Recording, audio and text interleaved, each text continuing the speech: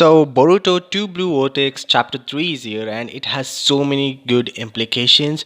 It isn't really much of a super hype chapter, but we do get to see Boruto using a brand new move on Code, and that is the only hype in this chapter. I guess the following chapters will actually be better than this, but I would say that this is kind of the weakest chapter that we've had in a while.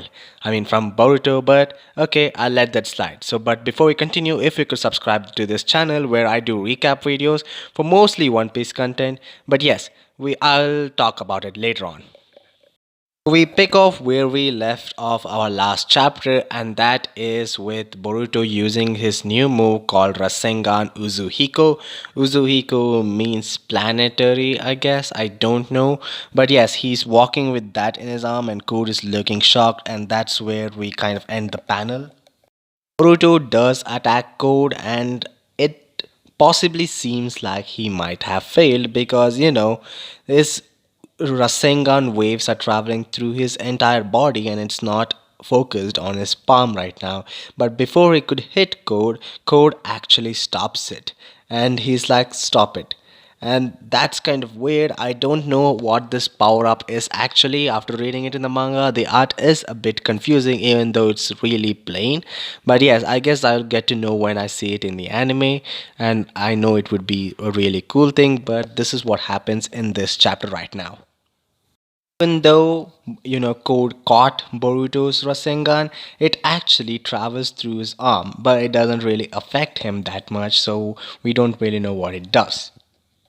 So in this chapter, Boruto is becoming more badass than ever. Like, this is way different than what we saw pre-time skip. This post-time skip Boruto doesn't hold back. He's like, tell me where the Ten Tails is or else I will definitely kill you. This confidence in his technique is amazing. The paneling is amazing. And somehow the art has improved a lot from pre-time skip as we are shown so many amazing shots. I really love the manga work right now. Looks like, Code isn't baffled by all these threats that Boruto is giving because he's pretty sure that Boruto's new Rasengan Uzuhiko attack failed because he thought he actually stopped it.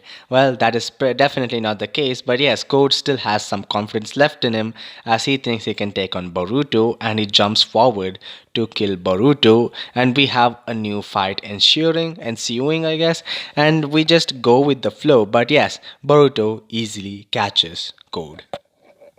This is where he does the Rasengan Uzuhiko attack as we see some kind of amazing panel work again as Boruto hits Code, and this isn't the only panel that happens. There are so many other panels that happens on, and as we see Code fall down, that was so satisfying to see because no one really likes Code as a villain or as a character. But yes, this happens and I was pretty amazed with this art. Meanwhile, somewhere far off, Ada and Damon notice something wrong. I mean, Ada of course sees everything, but Damon doesn't. That we do know. But Damon easily thinks that this is Boruto, and he understands what Boruto did with his new power up because he can't sense the tension amongst the entire planet. I mean, the tectonic plates, perhaps, because Boruto explains his new move to Code later on, and I'll be talking about that then.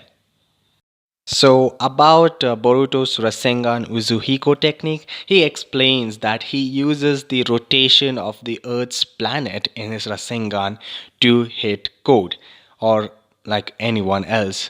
And this actually is kind of different. I mean, he also explains what it does. It's like you can't stop a planet's rotation, right? It always happens. So it's kind of like he's implying that his Rasengan can't be stopped because it keeps rotating as like just like the planet because he uses the entire planet's rotation.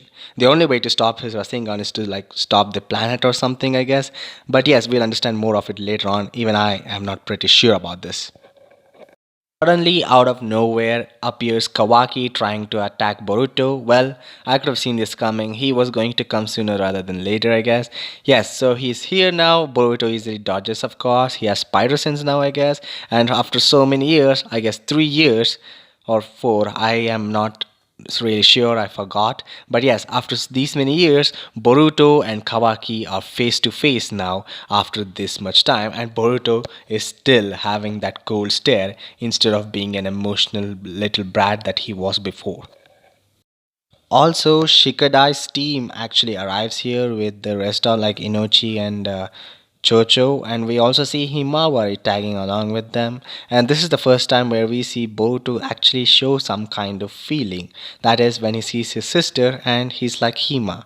And that is really cute and adorable, I guess. Even under that cold hearted skin of his right now, he really, really cares about everyone, and that's why he's doing everything. I mean, we all know that, but it's seriously cool when we see the manga artist showing the emotion.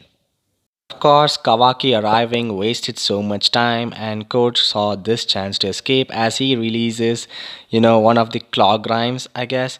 I mean, that's what he's calling this ten tails humanoids, I guess. I don't know if the clog rhymes are actually the ten tail monsters or the ones that code marks that he gets, which he uses to teleport. But yes, the ten tails is out now, and they have to fight that annoying thing while Code actually escapes. I mean, he actually does. He escapes inside the crack in that clog rhyme. I'm gonna call it clog rhymes from now on.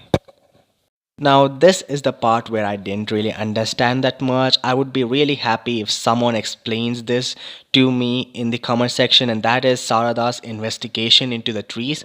I mean, what I understood is Ten Tails actually eat humans in order to becoming this tree which gives the a fruit for the ten tails, I guess, something like that. But yes, what happens is this chakra fruit thing happened before they died and they are still living. But the thing that I didn't understand is who is still living. Probably because of the 1 month time gap that we get between chapters, I keep forgetting stuff. I mean, I remember everything from Naruto very clearly, but Boruto, nah, not that much. I don't really understand that much. Oh, back to Kawaki and Boruto, they're meeting again. And yes, Boruto is of course showing the same sarcasm that he used to show back on Kawaki, but it doesn't really look like he considers Kawaki an enemy. I think he understands that Kawaki is a misunderstood or extremely like a person with issues, and I think that's what Boruto looks at him like. He's really happy that Himawari is still well, and I guess many things. But guess what, Sasuke didn't really train him with some more ninjutsu. I guess he trained him more with the personality, because I mean, of course, Sasuke is his trainer. And yes, speaking of Sasuke, we see Kawaki asking about Sasuke, so could this mean he died or his potential return is being teased? Well, guess what? Speaking of teasing, we see that there is actually a frog inside Boruto's collar which is giving him instructions. And there is another frog which is on Code's interest. I mean, it's Code's shirt, and it is actually there in Code's hideout because Code escaped to there. I guess this was Boruto's plan all along. And these frogs are the ones that these are the sage dudes, I guess, those who taught Naruto how to use sage mode. And does this mean that Boruto is also has having like a sage mode which is teased? I don't know, maybe that is exactly the outcome for this training. Also, we don't know if the frogs are just helpers of his or something that he easily summons. But yes, it seems that the next chapter is going to be somehow Boruto teleporting to the where Ten Tails is being held. I don't understand how the story is going this fast. I mean, we just got into this arc, and somehow it looks like Boruto is going to go and finish what he started with the 10 tails, and we don't know how the story will go. I'm pretty excited. I guess this was a pretty basic chapter, probably because nothing actually happened in this chapter that much, except like I mean the story doesn't move that forward. But yes, we do. I guess the next chapter is going to be one hell of a fight between Kawaki and Boruto. Thank you for watching, guys. Hope you guys subscribe to my channel and get me to 500 subscribers as fast as possible. I'm really trying very hard with more Shonen Jump content. I guess I'll be talking about My Hero Academia soon on this channel, so if you don't want to miss out on that, subscribe. I'll be back with more One Piece and Boruto videos, so see you guys. Sayonara.